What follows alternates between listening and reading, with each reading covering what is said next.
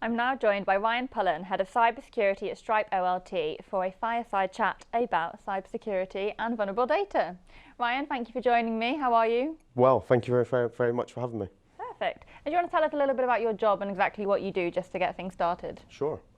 So Stripe OLT are an MSSP, and I'm the Head of Cybersecurity, so I oversee both offensive and defensive operations from a consultative aspect. So we help organizations through difficult times, but also on the proactive side where we help them understand where vulnerability may exist.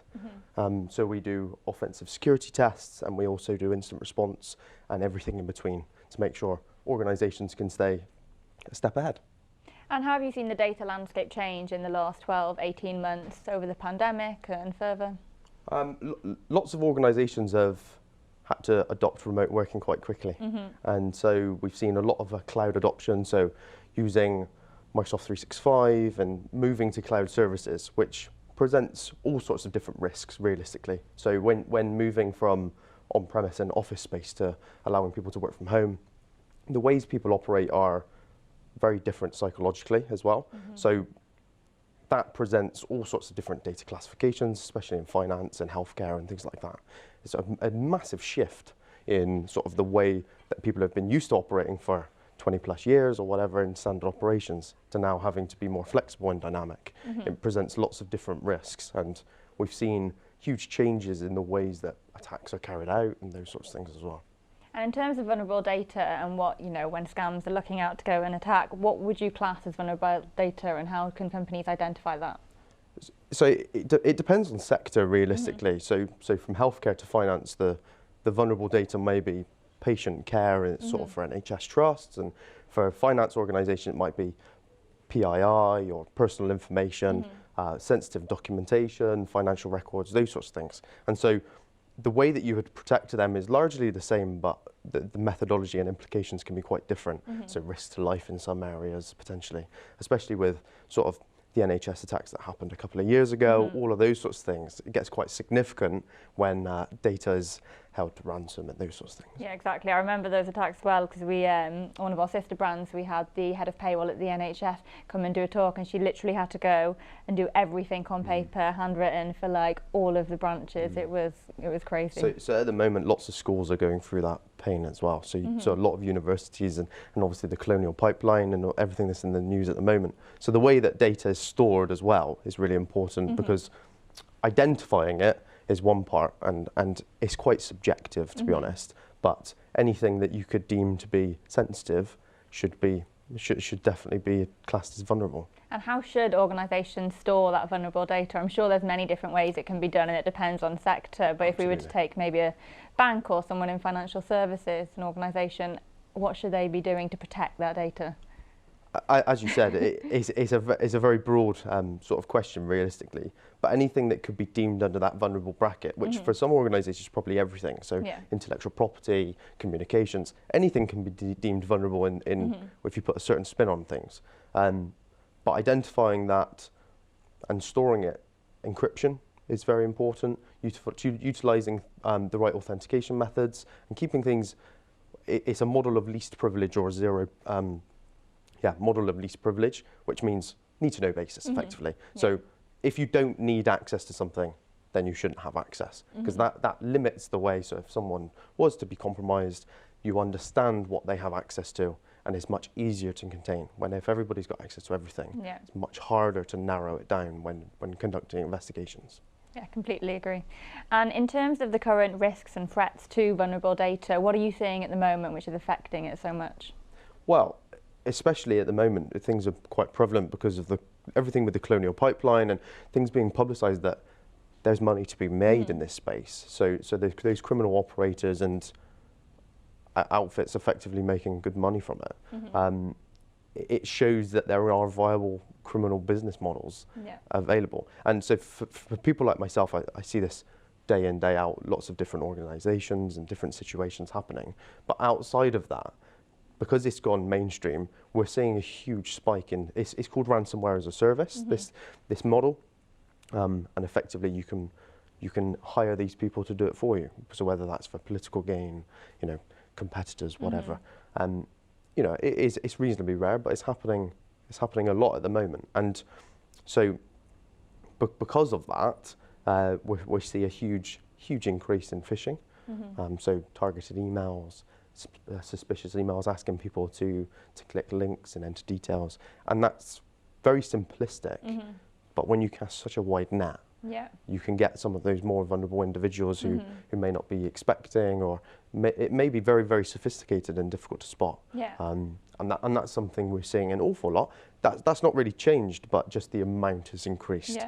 Because I can say I'm personally getting loads at the moment, just like individual ones, and I'm normally like, I can tell if it is or not. And I had one yesterday saying, "Oh, you made a transaction, did it not go through?" And I was like, "Oh, did I try and buy?" And I clicked on it, and I realized, "Oh shit, no, I shouldn't have done that." So yeah, and I'm, it's about education, because I'm aware of all of these things. We're having a session now, but even I nearly fell victim to it. So I think there's an important piece around education and informing not just the wider public, but also employees within any organisation. 100%. You need to look out for these things. But because these scams are so clever, what can employers tell their employees to look out for?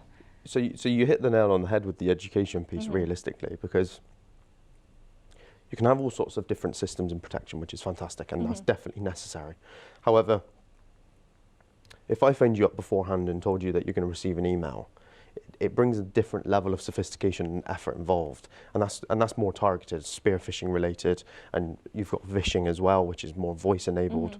And when you reach that level of the psychology, the results increase quite significantly. And so at Stripe LT, we conduct phishing simulations on a quarterly basis to understand, what your initial email concept may look like. So Office 365 password reset, banking ones like you just mentioned that you may have had. And we introduce them, and then over time they become more complex and more sophisticated, and they might have no links within the document. And so things can change quite a lot, where we might begin engaging, and then I can see an email chain. I send 500 emails a day because I'm very busy.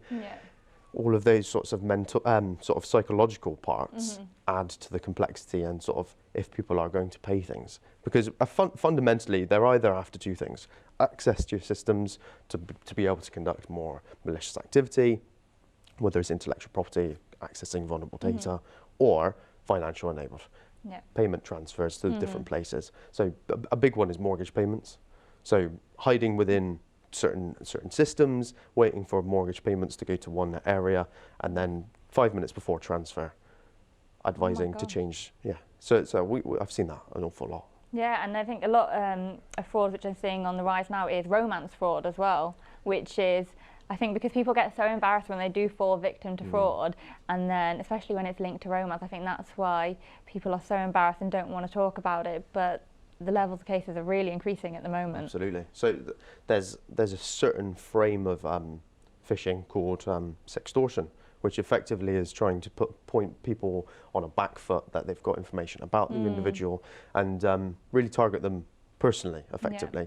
And effectively what the typical ML and framework of the attack is saying, we want about $3,000 worth of cryptocurrency, otherwise we'll release images or something like that. And how they target you is by having leaked information. So an old password associated to your email address. They don't know you as an individual. They know the email address and the password. They send that across. They send 20,000 of them in one go. They can buy the email addresses off of forums and things like that. And people fall foul to that, because it targets that point of view, which, may be true or maybe not. It's sort of irrelevant, but it makes you feel weak at that point in time, because reporting that becomes a lot harder when it's business orientated. Yeah, definitely. And even if it was happened to you personally, but you didn't know where to reach to, you would want your employer to hopefully be open about that. So if they are educating you about such scams, so hopefully they'd have someone to speak to. Absolutely, and that's the next thing, really. So we provide the service. So effectively, as a part of our managed security operations center, we get all sorts of submissions, and what that enables us to do is be more proactive in blocking and defending against these things. And there's all sorts of scanning that happens and things like that. However, people get targeted ones where you're not going to see it anywhere else, especially in finance and healthcare and insurance and those sorts of things. So when those emails do come in, we look at that and we make sure that we're moving forwards in the right direction, analysing them before anything is clicked. And in the event anything is clicked or replied to, it's really important that you inform somebody who can help. Yeah, definitely. And in terms of an example maybe of what's happening at the moment, or what you're seeing a lot of within financial services and those types of scams, can you give me an example?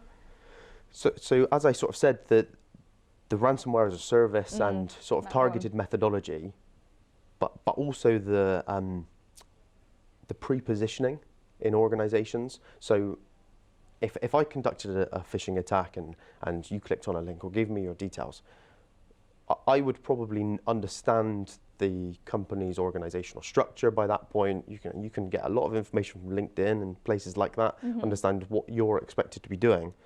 If I have access to your email and I'm in a position to be able to influence certain things, so executives, management, decision makers within the finance space, you'll be in a position to be able to leverage that trusted relationship and being able to understand that. And that's why we see people hiding on the inside 6-9 months at a time and then waiting for that one email to go, please pay this bank account. And it does happen. And I think that leads me on to my next question, which was, are there any specific teams within an organisation which need to be trained more so on these type of scams, such as payroll and HR? Because I've seen a lot of incidences where they're like, oh no, the CEO's bank details have changed, please direct the payment here, and they've got the complete signature, it's coming from the exact email address. So would you say those type of people teams need more training to be more alert because they have, well, vulnerable data? Everyone needs training. The difference from how we deliver training is executives, management, financial managers, because they will be targeted on an individualistic basis most of the time in comparison.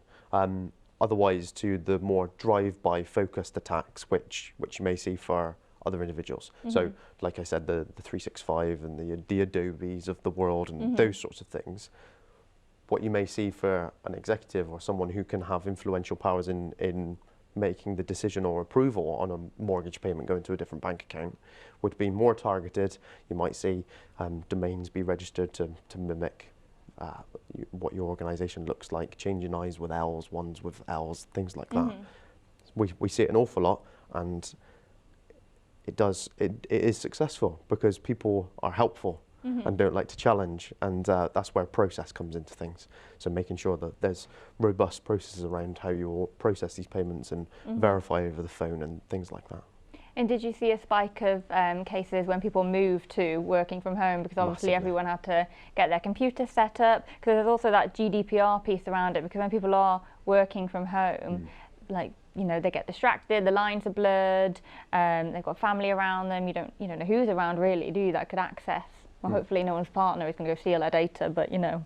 Exactly, and people having to work from home. Lots of organisations didn't previously use laptops and was mainly desktop and home-based. So people were using their own devices, which introduced a whole plethora of other risks associated. Multiple people using the same machines, depending on the environment, of course. However, yeah, absolutely, it's been a significant increase because everybody likes to, well, not everybody, some people like to appear that they were being busy, maintaining work and those sorts of things, because going through COVID in the last 9 months especially, lots of people have been through furlough and those sorts of things. So if you were fortunate enough to be in employment, making sure that you're replying to emails and being helpful, all of that sort of sophistication around the mentality, we saw a huge increase in engagement of things like one of the phishing simulations that we ran. We had a 78% click rate on a Christmas party organizer. So it's not even asking for anything specific, but you're gaining all sorts of details from those people, like, you know, SurveyMonkey forms, for example, and 78% of a specific organisation that was run. Yeah, I wouldn't even think that was a scam, that one, because so it redirects you to a certain place, asks for you to pay a deposit. Oh, okay, so yeah, it's a slow burner. Well, and then you've got credit card details, you've got email address, potentially password, depending on if you get people to log in. So it's a whole different scope and ways of doing these things. And it's given malicious individuals more time to be able to target these people. Yeah, it's very cruel. But I think we had a previous chat and we spoke about, with people working from home as well, with the lines being blurred, their sort of emotions are not really, I was going to say all over the place, they're not, but because the lines are blurred, they might not think so much, or they may be more inclined to click on an email, or how does that all play a part?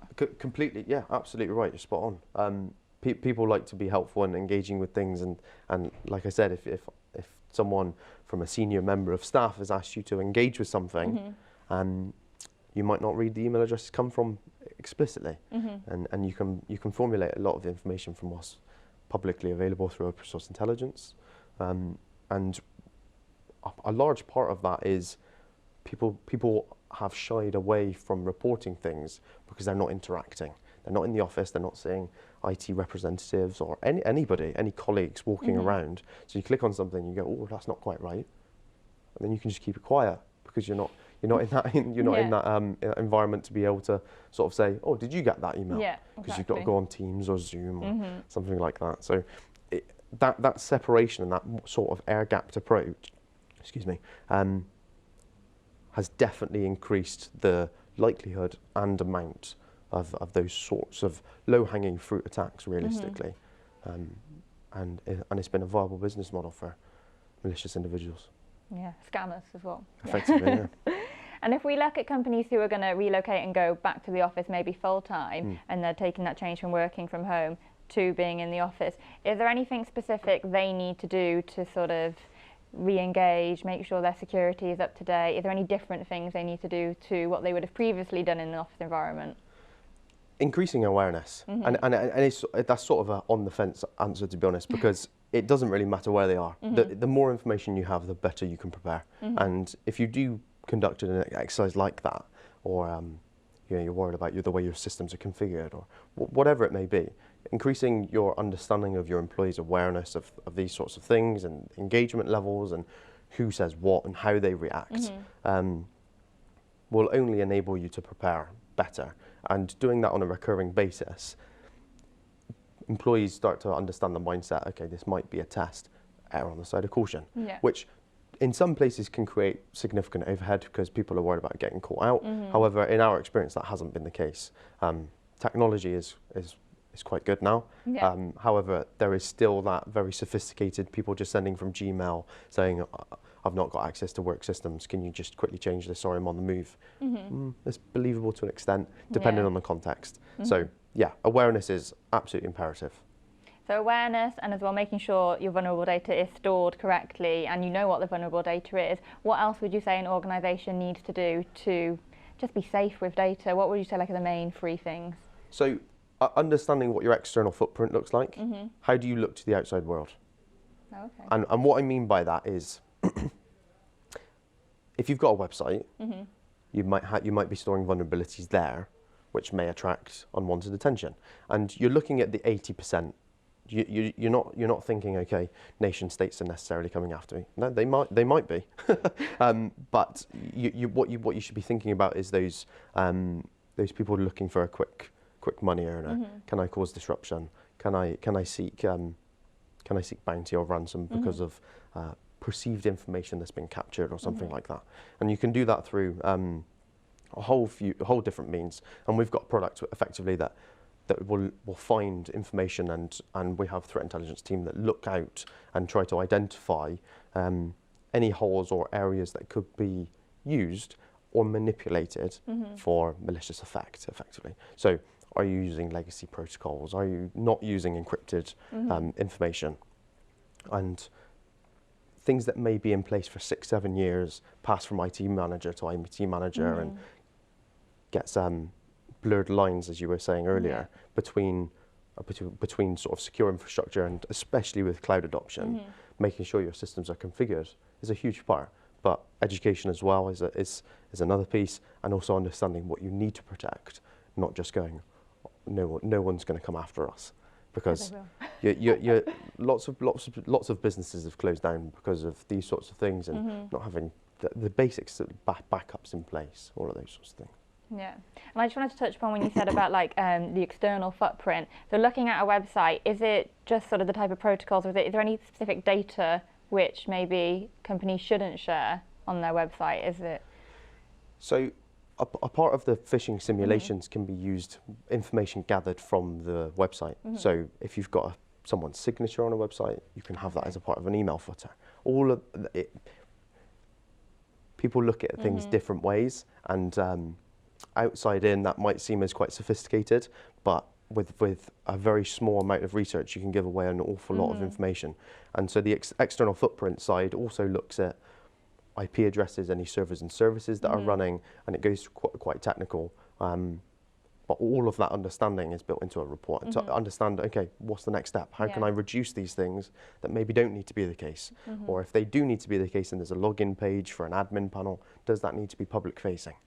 Those sorts of basic controls can save you quite a lot of pain down the road. Well, mentioning the signature, that sounds quite simple as well, and I wouldn't have thought of something as simple as that. And it also makes me think, like, now a lot of companies or startups, they try and make all of their staff like look really friendly. They probably are really friendly, and they have sort of the bio pages, loads of random stuff like favourite movie, favourite food, but actually all of that could be used if they're trying to write like a personal email or to guess passwords and things. So especially for very, very public-facing individuals with news articles and things like that. You can build quite a clear picture, and this is quite rare, to be honest. That level of sophistication, however, it does happen, and it increases the percentage of likelihood and engagement quite significantly. Well, scammers or malicious individuals, as you call them, are very clever, and they're we'll see what happens next, I guess. I'm scared of what could come, really, in terms of scams. Ever evolving. That's the thing. So,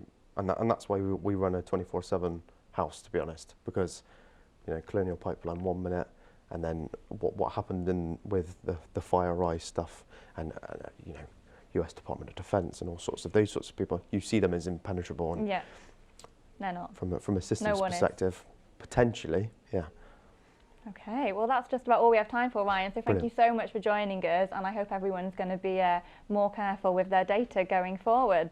So we'll be back in about 5 minutes for the next session. Oh, no we won't, we have a break, so we'll be back at 11:15, so go and refuel, have a look on the networking area, and we'll see you then.